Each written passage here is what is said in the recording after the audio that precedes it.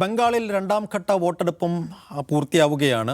ഒന്നാം ഘട്ട വോട്ടെടുപ്പിലേതുപോലെ തന്നെ വലിയ പോളിംഗ് രണ്ടാം ഘട്ടത്തിലും ഉണ്ടാകുമെന്ന സൂചനകൾ പുറത്തു വരുന്നു.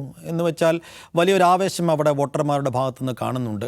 BJP സംബന്ധിച്ചിടത്തോളം ബംഗാളിൽ എങ്ങനെ കടന്നു കയറാമെന്നതിനെക്കുറിച്ച് എല്ലാ വഴികളും നോക്കുകയാണ്. വലിയ വാക്പോര് ഒരു വശത്ത് പുരോഗമിക്കുകയും ചെയ്യുന്നുണ്ട്. അവിടെ മുഴുവൻ മണ്ഡലങ്ങളിൽ മത്സരിക്കുന്നത് താനാണ് എന്ന പ്രഖ്യാപനം കഴിഞ്ഞ ദിവസം നരേന്ദ്രമോദി പ്രധാനമന്ത്രി നടത്തിയത് നമ്മൾ കണ്ടു. ഇന്നിപ്പോൾ ഡെറിക് ഒബ്രയാൻ്റെ മറുപടി വന്നു. അങ്ങനെ താനാണ് മത്സരിക്കുന്നതെങ്കിൽ അവിടെ റിസൾട്ട് വരുന്ന സമയത്ത് മെയ് 4-ന് BJP തോറ്റാൽ പ്രധാനമന്ത്രി പദം രാജിവെക്കാൻ നരേന്ദ്രമോദി തയ്യാറാകുമോ എന്ന് തൃണമൂൽ കോൺഗ്രസ് നേതാവ് ഡെറിക് ഒബ്രയൻ ചോദിക്കുന്നതും കൊണ്ട്. അപ്പോൾ ഈ മൊത്തം നിയമസഭാ തെരഞ്ഞെടുപ്പുകളിൽ തന്നെ ശ്രദ്ധേയ ഫലം നിശ്ചയമായും ബംഗാളിൽ തന്നെയായിരിക്കും. എന്താണ് ബംഗാൾ കാത്തുവച്ചിരിക്കുന്നതെന്ന് ആദ്യം സംസാരിക്കാം. സാറ് എന്താണ് തോന്നുന്നത്? ബംഗാൾ കഴിഞ്ഞ കുറിയും ബംഗാളിൽ ഭരണമുണ്ടാക്കി അധികാരത്തിലെത്താൻ കഴിയുമെന്ന പ്രതീക്ഷ BJP പുലർത്തിയതിന് പക്ഷേ നടന്നില്ല. ഇക്കുറി എല്ലാ വഴികളും നോക്കി. പക്ഷേ തൃണമൂൽ അതിനെ കൃത്യമായി പ്രതിരോധിക്കാൻ കഴിയുന്നു എന്നാണോ ഗ്രൗണ്ട് കാണുമ്പോൾ തോന്നുന്നത്? അല്ല, ഇപ്പോൾ മനസ്സിലാക്കാൻ കഴിയുന്നത് തൃണമൂലിനൊരു എഡ്ജ് ഉണ്ടെന്നാണ്. നമുക്കത് എത്രത്തോളമെന്നോ അല്ലെങ്കിൽ അത് എങ്ങനെ ഫലത്തിൽ അത് എങ്ങനെ പ്രതിഫലിക്കുമെന്നോ നമുക്ക് അങ്ങനെ പറയാൻ കഴിയുന്നൊരു സാഹചര്യമില്ല. പക്ഷെ എന്നാൽ തന്നെയും പ്രചരണ രംഗത്ത് ആ എഡ്ജ് ഇപ്പോഴും മമതയ്ക്കും തൃണമൂൽ കോൺഗ്രസിനുമുണ്ട് എന്ന് തന്നെയാണ്. അതിൽ ഏറ്റവും അനുകൂലമായ ഘടകമെന്ന് പറയുന്നത് ന്യൂനപക്ഷങ്ങളുടെ പിന്തുണയാണ്. അത് ഏതാണ്ട് സമ്പൂർണ്ണമായി തന്നെ ലഭിക്കുമെന്ന് തന്നെയാണ് പ്രതീക്ഷിക്കുന്നത്. സ്വാഭാവികമായിട്ടും മറിച്ചൊരു ചോദ്യമുണ്ട്. അവിടെ ഈ ISF പോലുള്ള ഒരു സംഘടന മത്സരിക്കുന്നുണ്ട്. അതും പിന്നെ ഇടതുപക്ഷവുമായി ചേർന്നാണ് അവർ മത്സരിക്കുന്നത്. അപ്പോൾ അവർ ആ വഴിക്ക് ഒരു സ്പ്ലിറ്റ് വരില്ലേ, മൈനോറിറ്റി വോട്ട്സിൽ സ്പ്ലിറ്റ് വരില്ലേ എന്ന ചോദ്യമുണ്ട്. അദ്ദേഹം അതിൻ്റെ നൗഷാദ് സിദ്ദിഖി നിലവിൽ തന്നെ MLA ആണ്. അതുകൊണ്ട് സാധ്യതകളുണ്ട്. ആ നിലയ്ക്ക് കുറച്ചൊക്കെ ചില ഭാഗങ്ങളിൽ, അത് മുർഷിദാബാദിലെ തന്നെ ചില ഭാഗങ്ങളിൽ അങ്ങനെ ഒരു സാധ്യത കാണുന്നുണ്ട്. പക്ഷേ അതിനേക്കാളൊക്കെ ഉപരിയായിട്ട് കാണേണ്ടത് ഒന്ന് ഈ SIR എന്ന് പറയുന്ന ഒരു പ്രധാനപ്പെട്ട പ്രക്രിയ, അത് ബംഗാളിൽ നടന്നതിൻ്റെ ഒരു പ്രത്യേകമായ സ്വഭാവം, അത് മറ്റിടങ്ങളിൽ നടന്നതല്ല. ഇപ്പോൾ ബീഹാറിൽ നടന്നതോ അസമിൽ പിന്നെ വേറൊരു പ്രോസസ്സാണ് നടന്നത്, കേരളത്തിൽ നടന്നതോ പോലെയുള്ള ഒരു സംഗതിയല്ല അവിടെ നടന്നത്. അതിന് വേറൊരു മോഡാലിറ്റി തന്നെ ഉണ്ടായിരുന്നു എന്ന് നമ്മൾ കാണണം.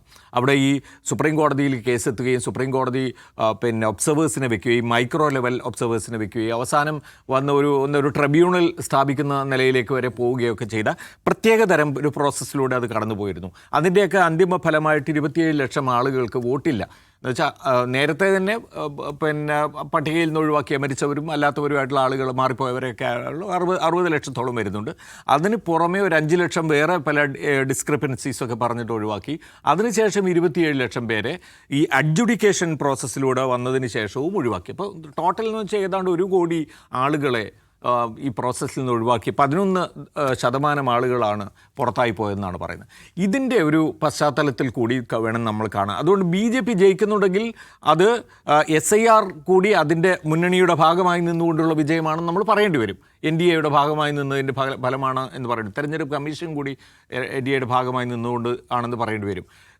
TMC അതുമാത്രമല്ല പറയുന്നത്. ഇലക്ഷൻ കമ്മീഷൻ അവിടുത്തെ പിന്നെ സർവ്വവിധ ഇതുവരെ ഇല്ലാത്ത വിധത്തിലുള്ള കേന്ദ്ര സേനയുടെ വിന്യാസം, അതുപോലെ തന്നെ പോലീസിൻ്റെ ഇടപെടൽ, ഇങ്ങനെ സകല രംഗത്തും അത് എല്ലാം തന്നെ തൃണമൂലിനെതിരായിരുന്നു, BJPക്ക് വേണ്ടിയുള്ളതായിരുന്നു. അതുകൊണ്ട് ഈ ഫൈറ്റ് എന്ന് പറയുന്നത് മമത വേഴ്സസ് എവറിത്തിങ് എൽസ് എന്നുള്ള നിലയിലാണ് അവർ കാണുന്നത് തന്നെ. അപ്പോൾ അവിടെ അങ്ങനെ നോക്കുന്ന സമയത്ത് ഒരു ബംഗാളി വികാരത്തിൻ്റെ ഒരു പിന്തുണ, ഒരു ന്യൂനപക്ഷ വികാരത്തിന് പിന്തുണ, അതെല്ലാം മണ്ണിൻ്റെ മക്കളായി കാണുന്ന ആളുകളാണ്. എന്ന് വെച്ചാൽ അവരവിടെ തന്നെയാണ്. ഇപ്പോൾ ന്യൂനപക്ഷങ്ങളെ സംബന്ധിച്ചിടത്തോളം എന്താണ്, അവർക്ക് ബംഗാളികളായിട്ട് തുടരണം, ജീവിക്കണം, ഇന്ത്യൻ പൗരന്മാരായിട്ട് ജീവിതം തുടരണമെന്നുള്ള ഒരു പ്രത്യേകമായ ഒരു സാഹചര്യമുണ്ട്. അതിനുവേണ്ടിയാണ് വോട്ട് ചെയ്യുന്നതെന്നാണ് അവർ സ്വയം വിശ്വസിക്കുന്നത്. അതുകൊണ്ടാണ് കേരളത്തിൽ നിന്ന് ഉൾപ്പെടെ ഈ ബംഗാളികളായിട്ടുള്ള ഇതര സംസ്ഥാനക്കാർ അങ്ങോട്ട് പോകുന്നത്. ബസ് പിടിച്ച് പോവുകയാണല്ലോ, അത്രയും ദൂരം ട്രാവൽ ചെയ്ത് ചൂടത്ത് ട്രാവൽ ചെയ്ത് അവിടെ പോയി വോട്ട് ചെയ്യുകയാണല്ലോ. കാരണം വെച്ചാൽ അവർക്ക് ജീവൻ മരണ പ്രശ്നം എന്ന നിലയിലാണ് അവരതിനെ കാണുന്നത്. അപ്പോൾ അതുകൊണ്ട് അതിൻ്റെ എൻ ബ്ലോക്കായിട്ട് കൺസോളിഡേറ്റഡ് ആയിട്ട് മമതയ്ക്ക് മുമ്പ് ഉണ്ടായിരുന്നതിനേക്കാൾ കൂടുതൽ ഒരു പിന്തുണയുണ്ട്. ഇപ്പോൾ നേരത്തെ നമ്മൾ പറയുകയാണെങ്കിൽ ഇപ്പോൾ കോൺഗ്രസ് കുറച്ചുകൂടി സജീവമായിരുന്ന കാലത്ത്, അല്ലെങ്കിൽ CPMന് തന്നെ ന്യൂനപക്ഷങ്ങളിൽ നിന്ന് വോട്ട് തിരിഞ്ഞു പോകുമെന്ന് സംശയിച്ചിരുന്ന കാലത്ത് ഒക്കെ അപേക്ഷിച്ച് നോക്കിക്കഴിഞ്ഞാൽ അത് വളരെ ശക്തമായി തന്നെ മമതയുടെ ബാക്കിംഗ് ആയിട്ടുണ്ട് എന്ന് നമുക്ക് പറയാം. അതേസമയം തന്നെ അതേസമയം തന്നെ നമ്മൾ കാണേണ്ടത് BJPയുടെ അവിടുത്തെ ഏറ്റവും പ്രധാനപ്പെട്ട പ്രചാരണ ആയുധം എന്ന് പറയുന്നത് ഇൻഫിൽട്രേറ്റേഴ്സിനെ കുറിച്ചുള്ളതാണ്. അനധികൃതമായി ബംഗാളിലേക്ക് കുടിയേറുന്നു, ഈ വേലി കെട്ടാത്തതുകൊണ്ട്, അതിർത്തിയിൽ വേലി കെട്ടാത്തതുകൊണ്ട് കുടിയേറിക്കൊണ്ടിരിക്കുന്ന ആളുകളാണ്, അവർ ഇന്ത്യക്കാരല്ല എന്ന് പറഞ്ഞ് ഈ അതിർത്തി ജില്ലകളിലെ മുസ്ലിം പോപ്പുലേഷനെ മുഴുവൻ അന്യന്മാരാക്കിക്കൊണ്ട് അവരെ മുഴുവൻ ഇവിടുന്ന് പുറത്താക്കേണ്ടതാണ് എന്ന വളരെ എന്താ പറയുക പോളറൈസ്ഡ് ആയിട്ടുള്ള ഒരു പ്രചാരണം നടത്തിക്കൊണ്ടുള്ള ഒരു പ്രചാരണമായിരുന്നു BJPയുടേത്. അതിൽ നമ്മൾ കണ്ടത് അതെങ്ങനെ ഫലിക്കും എന്നുള്ളതാണ്. ഇപ്പോൾ കഴിഞ്ഞ തവണ അതുണ്ടായിരുന്നു. കഴിഞ്ഞ 2021 തെരഞ്ഞെടുപ്പിലും അവരുടെ ഒരു പ്രധാന അജണ്ട ഇത് തന്നെയായിരുന്നു. പക്ഷേ അപ്പോഴുള്ളതിനേക്കാൾ കൂടുതൽ ശക്തമായ തോതിൽ, ഇപ്പോൾ ഉദാഹരണത്തിന് അമിത്ഷാ അവിടെ ചെന്ന് വളരെ പച്ചയ്ക്ക് തന്നെ പറയുകയാണ്, ഇവർ ഇവിടുന്ന് അടിച്ചു പിടിക്കേണ്ടത്, അവർ ഇന്ത്യക്കാരെ അല്ല എന്ന നിലയിൽ പറയുകയാണ്. അപ്പോൾ അവിടെ ജീവിക്കുന്ന ഇതുവരെയും അവിടെ വോട്ട് ചെയ്തിരുന്ന, ഇതുവരെയും അവിടുത്തെ പൗരന്മാരായിട്ട് ജീവിച്ചു പോന്നിരുന്ന മുസ്ലിങ്ങൾ എന്താണ് ചിന്തിക്കേണ്ടവർ, എന്താണ് അവരുടെ ഒരു ജീവിതം എന്ന് ആലോചിക്കൂ. അപ്പോൾ അതുകൊണ്ട് തന്നെ ഇത് കേവലം ഒരു തെരഞ്ഞെടുപ്പ് വിജയത്തെക്കാൾ ഉപരിയുള്ള ഒരുപാട് ക്വസ്റ്റ്യൻസ് ഉന്നയിക്കപ്പെട്ട ഒരു തെരഞ്ഞെടുപ്പാണ്. ഈ അതിർത്തി ജില്ലകൾ നമ്മൾ കണ്ട് ഏതാണ്ട് ഒരു 44 മണ്ഡലങ്ങൾ, മോർ ദാൻ ഒരു 500 കിലോമീറ്റേഴ്സിൻ്റെതാണ് അവിടെ അതിർത്തി വരുന്നത്. അപ്പോൾ അതിൽ 44 മണ്ഡലങ്ങളിൽ കഴിഞ്ഞ തവണ 27 മണ്ഡലങ്ങൾ തൃണമൂൽ കോൺഗ്രസിനായിരുന്നു, 17 മണ്ഡലങ്ങൾ NDAയ്ക്കായിരുന്നു. അതൊരു നിർണായകമായ സംഖ്യയാണ്. അപ്പോൾ അതിൽ എത്രത്തോളം അത് വീണ്ടും NDAയ്ക്ക് തന്നെ പോകും എന്നുള്ളതും കൂടി ഇതിൽ നിർണായകമായൊരു കാര്യമായിരിക്കും. അതുപോലെ തന്നെ നോർത്ത് ബംഗാളും സൗത്ത് ബംഗാളും തമ്മിലുള്ള ഒരു വ്യത്യാസത്തിൽ എന്തായിരിക്കും മമതയ്ക്ക് അവസാനമായി ലഭിക്കാൻ പോകുന്നത് എന്നുള്ള ഉൾപ്പെടെയുള്ള, മാത്രമല്ല ഈ സ്ത്രീ വിഷയത്തിൽ പറഞ്ഞുകൊണ്ടിരുന്ന സ്ത്രീ വോട്ട് എന്ന വിഷയത്തിൽ കേന്ദ്രം ഉന്നയിക്കാനിരുന്ന ആ ആശയത്തെ ചെറുക്കാൻ മമത തനിച്ച് തന്നെ നിന്നു എന്നുള്ളതും കൂടി നമ്മൾ കാണേണ്ടതുണ്ട്. ഇത് തൽക്കാലത്തേക്കെങ്കിലും, ഈ നിമിഷത്തേക്കെങ്കിലും ഞാൻ പറയുന്നത് അത് തൃണമൂൽ കോൺഗ്രസിന് അനുകൂലമായ സ്ഥിതി തന്നെയാണ് ബംഗാളിൽ എന്നാണ്. ശരി, അജിംസി, SIRന് ശേഷമുള്ള ബംഗാൾ തെരഞ്ഞെടുപ്പിൽ അട്ടിമറിയുടെ ലക്ഷണങ്ങൾ എന്തെങ്കിലും കാണുന്നുണ്ടോ, അല്ലെങ്കിൽ ഒരു പ്രവചനാതീത സ്വഭാവം വരുന്നുണ്ടോ? ഈ ബംഗാളിനെ സംബന്ധിച്ച് ബംഗാളിൽ ഇപ്പോൾ തൃണമൂൽ ജയിക്കുമോ, BJP അധികാരത്തിൽ വരുമോ എന്ന ക്വസ്റ്റിനേക്കാൾ ഏറ്റവും പ്രധാനം കഴിഞ്ഞ സ്വാതന്ത്ര്യത്തിന് ശേഷം അവിടെ RSS നടത്തിക്കൊണ്ടിരിക്കുന്ന ഗ്രൗണ്ട് വർക്കാണ് പ്രശ്നം. ആ ഗ്രൗണ്ട് വർക്ക് എത്രമാത്രം ഫലം ചെയ്തിട്ടുണ്ടെന്ന് നമ്മൾ അറിയണമെങ്കിൽ ഇപ്പോൾ BJP കഴിഞ്ഞ ഒരു 5-6 വർഷം കൊണ്ട് ഉണ്ടായിക്കൊണ്ടിരിക്കുന്ന തെരഞ്ഞെടുപ്പ് നേട്ടങ്ങൾ നോക്കിയാൽ മതി. അത് RSSൻ്റെ വർക്ക് കൊണ്ട് മാത്രം നടക്കുന്നതാണോ എന്ന് വെച്ചാൽ അങ്ങനെയല്ല. അതിൽ ബംഗാൾ രാഷ്ട്രീയത്തിന് ഒരു സവിശേഷമായ പ്രശ്നം കൂടിയുണ്ട്. ബംഗാൾ രാഷ്ട്രീയം വയലൻ്റാണ്. നമ്മൾ ബംഗ്ലാദേശിൽ കാണുന്ന പോലെ തന്നെ ബംഗാളിലും രാഷ്ട്രീയം വയലൻ്റാണ്. അതിപ്പോൾ CPM ഭരിക്കുമ്പോഴാണെങ്കിലും കോൺഗ്രസ് ഭരിക്കുമ്പോഴാണെങ്കിലും തൃണമൂൽ ഭരിക്കുമ്പോഴാണെങ്കിലും ആ ഭരിക്കുന്ന പാർട്ടി വയലൻ്റായിട്ടാണ് ബിഹേവ് ചെയ്യുന്നത്. ഇപ്പോൾ ഇന്ന് തന്നെ എത്രയോ സ്ഥലങ്ങളിൽ അക്രമങ്ങൾ ഉണ്ടായിട്ടുണ്ട്. അപ്പോൾ ഈ അക്രമ സ്വഭാവം എന്തുകൊണ്ട് സംഭവിക്കുന്നത് വെച്ചാൽ അത് ബംഗാളിൻ്റെ രാഷ്ട്രീയത്തിൽ ഇൻബിൽറ്റ് ആയിട്ടുള്ളൊരു കാര്യമാണ്.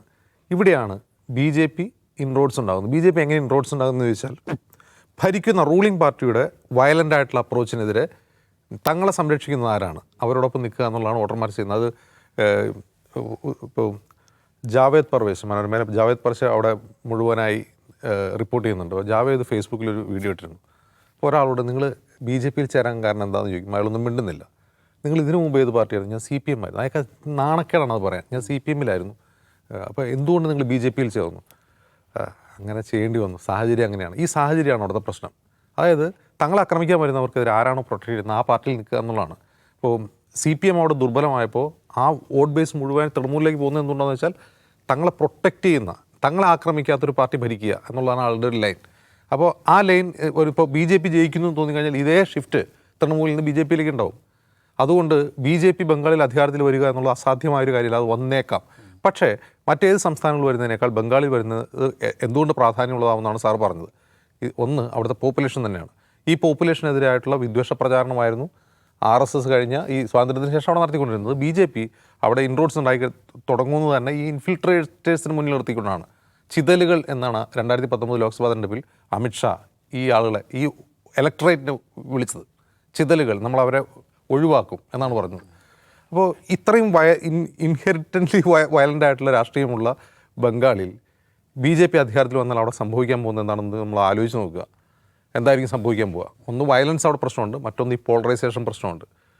ഇത് ബംഗാളിനെ ശരിക്കും നരകമാക്കി മാറ്റും. ഇത് അസംഭവ്യമല്ല, ഇത് സംഭവിക്കാൻ പോകുന്ന കാര്യം തന്നെയാണ്. നമ്മൾ ഇപ്പോൾ തൽക്കാലം മമത ഉള്ളതുകൊണ്ട് മമത ജയിക്കുമായിരിക്കും, ഇക്കുറി കൂടി മമത വരുമായിരിക്കും, ഇക്കുറി കൂടി എന്ന ആ പ്രസ്താവനയിലുണ്ടെല്ലാം. അപ്പോൾ ബംഗാൾ പോകുന്നത് വല്ലാത്തൊരു അവസ്ഥയിലേക്കാണ്.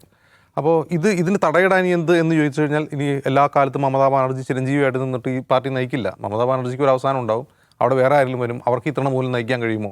അതല്ല, ബംഗാളിൽ ഇനി വേറെ ഏതെങ്കിലും രാഷ്ട്രീയം ഉയർന്നു വരുമോ? അതൊന്നും നമുക്കറിയില്ല.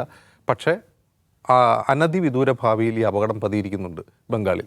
ഇപ്പോൾ ബംഗാളിൽ, നോർത്ത് ബംഗാളിൽ BJP ഇൻറോഡ്സ് ഉണ്ടാക്കാനുള്ള ഒരു പ്രധാനപ്പെട്ട ഈ പോളറൈസേഷൻ അല്ല, മറിച്ച് ഈ ബംഗാളി അസ്മിത എന്ന് പറയുന്ന ബംഗാളി ഐഡൻറ്റിറ്റി ഏറ്റവും കുറഞ്ഞ ഭാഗമാണ് ഈ നോർത്ത് ബംഗാൾ എന്ന് പറയുന്നത്. അവിടെ പ്രധാനമായിട്ടും ഈ ഗൂർഖാലാൻഡ് വേണമെന്നൊക്കെ പറഞ്ഞിട്ടുള്ള പ്രൊട്ടസ്റ്റ് അവിടെ നടക്കുന്നുണ്ട്.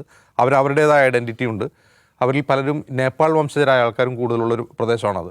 ആ ഒരു ഐഡൻറ്റിറ്റിയാണ് BJP അവിടെ ഉപയോഗിച്ചത്. അതേസമയം തെക്കൻ ബംഗാളിൽ പോളറൈസേഷനാണ് ഉപയോഗിക്കുന്നത്. അത് BJPക്ക് അവിടെ കുറച്ച് സ്വാധീനം ഉണ്ടാക്കുന്നത് ഈ പോളറൈസേഷൻ വഴിയല്ല എന്നാണ് എനിക്ക് മനസ്സിലാവുന്നത്. അതിന് പകരം ഞാൻ മുമ്പ് പറഞ്ഞ ഈ വയലൻസിനെതിരെ തങ്ങളെ പ്രൊട്ടക്ട് ചെയ്യുന്ന ആരെങ്കിലും ഉണ്ടാവുമോ? അപ്പോൾ കഴിഞ്ഞ 2021 തെരഞ്ഞെടുപ്പിൽ ഒരു പ്രധാനപ്പെട്ട സംഗതി, BJP തോറ്റോടെ TMC അധികാരത്തിൽ വന്നു. അപ്പോൾ BJPക്ക് വോട്ട് ചെയ്ത ആളുകളുടെ പരാതി എന്താണെന്നറിയോ? ഞങ്ങൾ അവർക്ക് വോട്ട് ചെയ്തു, അവർക്കാണ് വോട്ട് ചെയ്തതെന്ന് TMCക്കാർക്ക് മനസ്സിലായി, ഇനി ഞങ്ങളെ അവർ വച്ചേക്കുമോ എന്നാണ് അവർ ചോദിക്കുന്നത്. നോക്കുമ്പോൾ ഒരൊറ്റ BJP നേതാക്കളില്ല. കാരണം അന്ന് ബംഗാളിൽ പ്രചാരണത്തിന് വന്നതൊക്കെ ബീഹാറിൽ നിന്ന് UP എന്നുള്ള ആൾക്കാരാണ്. അവർ തിരിച്ചുപോയി. ഇനി ഇവിടെ ആരാ ഉള്ളത്? ഇവിടെ BJPക്ക് ആരും ഇല്ല എന്ന് പറഞ്ഞ ആളുകൾ വിലപിക്കുന്ന കാഴ്ചയുണ്ടായിരുന്നു. അപ്പോൾ ഈ ഒരു പ്രശ്നം നമ്മളത് ശരിക്കും മനസ്സിലാക്കണം. ഞാൻ പറയുന്നു, ഇക്കുറി കൂടി ചിലപ്പോൾ TMC വന്നേക്കാം. കാരണം അത്ര ശക്തമായ വികാരം മമതാ ബാനർജി അനുകൂലമായിട്ടുണ്ട്. പ്രത്യേകിച്ചും സ്ത്രീ വോട്ടർമാരുടെ ഉണ്ട്, ന്യൂനപക്ഷങ്ങളുടെ ഉണ്ട്. അതുകൊണ്ട് വന്നേക്കാം. പക്ഷേ ഈ ആശ്വാസത്തിന് അധികം ആയുസില്ല എന്നാണ് മനസ്സിലാക്കുന്നത്.